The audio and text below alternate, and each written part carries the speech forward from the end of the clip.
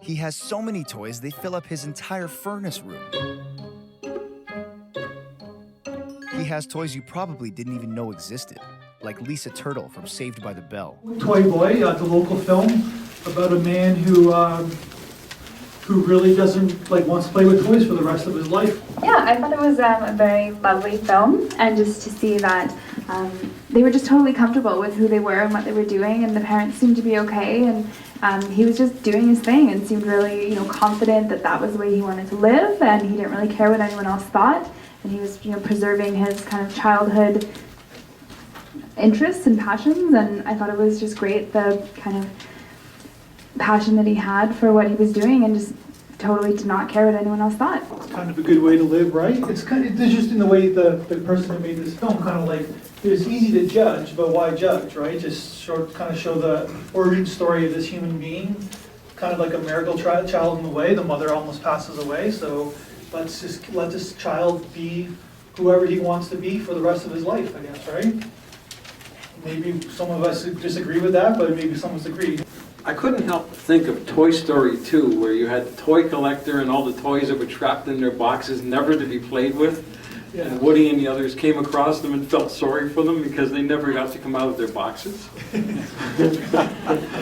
Now it's a collector's item. There's too much money to be made, I guess, right? Yeah. But there is a certain metaphor to that, to this someone who collects toys but doesn't take it out of its box. There's something kind of interesting about that.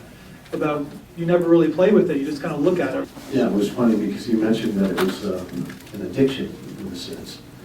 You're talking about how he goes through withdrawal and he doesn't want to miss out. So in a sense, yeah, he seems kind of handcuffed a little bit.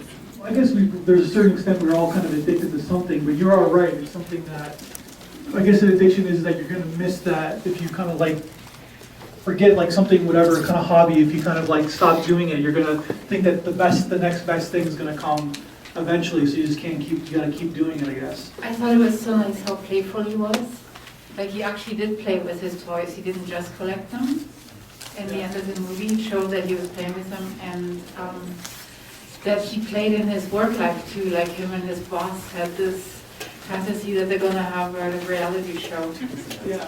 So he just played through life, which I thought was so neat. It's like dancing through life. I guess he's still playing, like you're saying in the past tense. I think he's still playing in life, Yeah. which is kind of in a way, I'm kind of jealous of the guy. I wish I got a business to run, I got all this stuff to do.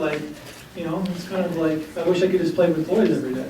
Yeah, I don't think it's a weakness. I think it's incredibly strong that he is going his own path and he's having fun. I thought it was interesting that the mother made the comment that she sees her son lying on the beach somewhere.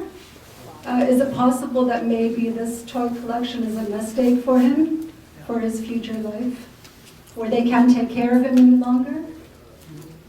I think you can make a lot of money with this toy collection. I'm not an expert at it, but I know there's a friend of mine recently kind of sold all his toy collection, and he did pretty well. So I think that maybe that's the grand plan. Who knows?